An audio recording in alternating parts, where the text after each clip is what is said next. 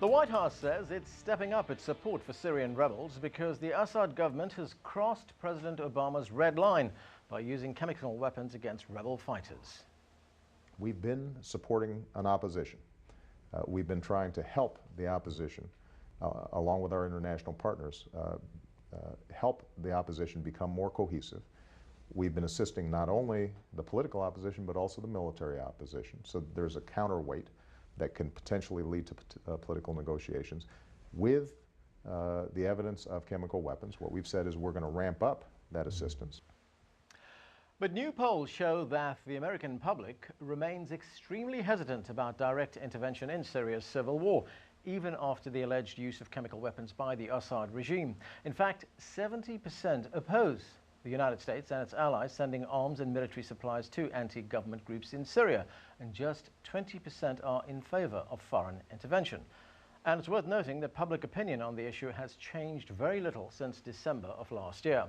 Joining me now to discuss foreign intervention in the conflict in Syria are Majid Rafizadeh, a scholar at Oxford University and president and director of the International American Council on the Middle East, and Michael O'Hanlon, a senior fellow with the Center for 21st Century Security and Intelligence and Director of Research for the Foreign Policy Program at the Brookings Institute. Gentlemen, welcome to The Heat. Thank you. Michael O'Hanlon, let me start with you. There already is a foreign intervention in Syria. We have Hezbollah fighting on the side of the rebels. To some extent, Israel has got involved. It's been bombing targets in Syria as well. But when we look at the involvement of the United States, the U.S. has now said that it will supply small arms and ammunition to the Syrian opposition. Is this a case of too little, too late? You know, it may be, or at least it may be too little. I don't know if it's ever quite too late. It is too late for the 100,000 who have died. It may not be too late for the prospects of forcing Assad to turn over power, or at least direct his associates to negotiate a power-sharing arrangement. I think it's gotten harder because sectarian tensions and distrust and hatreds have grown as people have been killing each other. And the notion that wars sometimes have to burn themselves out, which is a popular cliche, may not always be true, especially in the short term.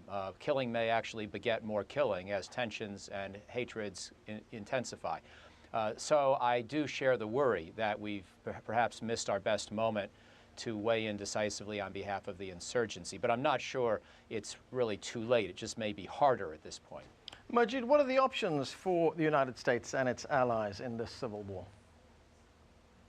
Well, let me first, Anand, contextualize the scenario here. I think since the U.S. and Russia, they co-sponsored the peace talks in Geneva, you saw political posturings between two groups, the pro-Assad group and the pro-rebels group. First, the EU lifted the arm embargo to deliver arms to the rebels, and Russia also sent S-300, and then Obama administration also passed a law to deliver arms to the rebels. And I think the pro-Assad groups and pro-rebels group are trying to increase the leverage of their own parties. So when they go to the peace talk, to the conference, to the Geneva conference, they would go with a strong position and they don't have to compromise. But the risk that they're running here is that they have turned Syria into one of the you can say largest regional and international proxy battleground since the Vietnam War or since the Mujahideen in 1980s. And I think this might intensify the likelihood of turning the whole region into a conflagration. Okay, let me put that to Michael O'Hanlon. Michael, we're hearing there Majid say that this is a proxy war, and it does beg the question, what compels the United States to get involved in this war? What is the strategic interest for the United States? Well, I think the core issue is the instability of the broader Middle East and also sanctuaries for extremists. And by the way, I agree with Majid's depiction, but if I were trying to defend or explain the Russian point of view, the Russians would say this is exactly why we were all better off with Assad in power, because as reprehensible as he may have been in some human rights matters and measures, he was nonetheless capable of controlling the territory of Syria and preventing extremist groups affiliated with al-Qaeda from establishing a foothold.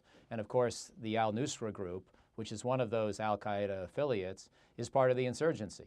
And so in a sense, the insurgency has heightened the strategic dangers for the United States and many other countries by providing that kind of a toehold for extremism right in the heart of the Middle East. The real question is, what do you do about it?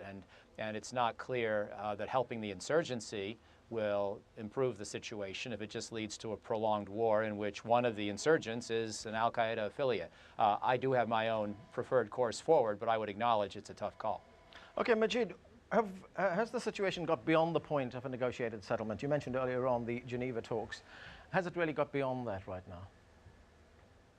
No, I think, as I mentioned earlier, I think the political posturings really between these two pro-Assad and pro-rebels group had run the risk to scuttle the whole peace conference altogether, and they didn't even mention anything about that they might hold this conference in July. So there is really less likelihood that this conference will succeed. But to strike a deal on that basis, a big deal that involves everybody rather, you're going to have to bring in Iran, you're going to have to bring in Iraq, you're going to have to bring in Hezbollah, you're going to have to bring in the Russians as well. I don't think you have to bring in Iran.